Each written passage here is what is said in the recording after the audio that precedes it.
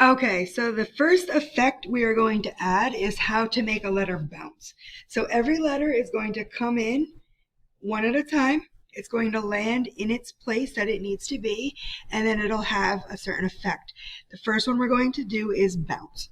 So we're going to turn all my other letters off by clicking this eyeball here.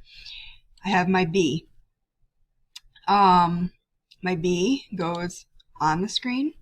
Once it lands in place, so after the final keyframe, we're going to have it bounce. I'm going to have it in 5 frames, so from 30 to 35. I'm going to right click. I'm going to insert a keyframe.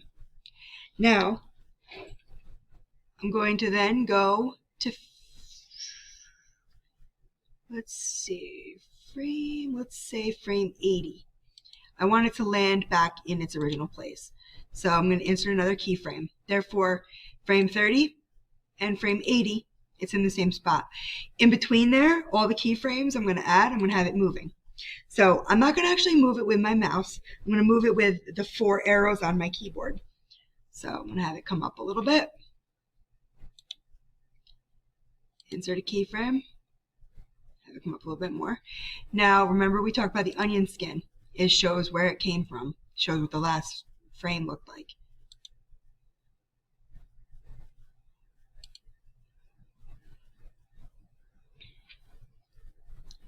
So have it go up, up, up. Now I want to have it shoot down just a little bit. So I'm going to insert a keyframe. I'm going to have it fall down.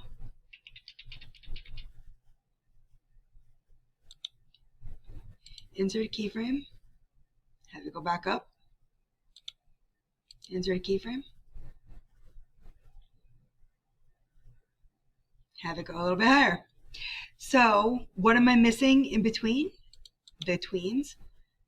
So create a classic tween. Create a classic tween. I know that there's a classic tween because the purple bar is appearing.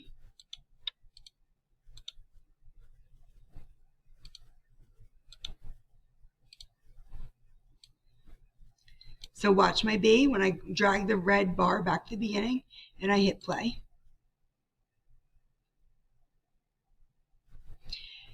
Make sure your final frame where it lands in place, I'm going to turn the onion skin off, and your final one are the same.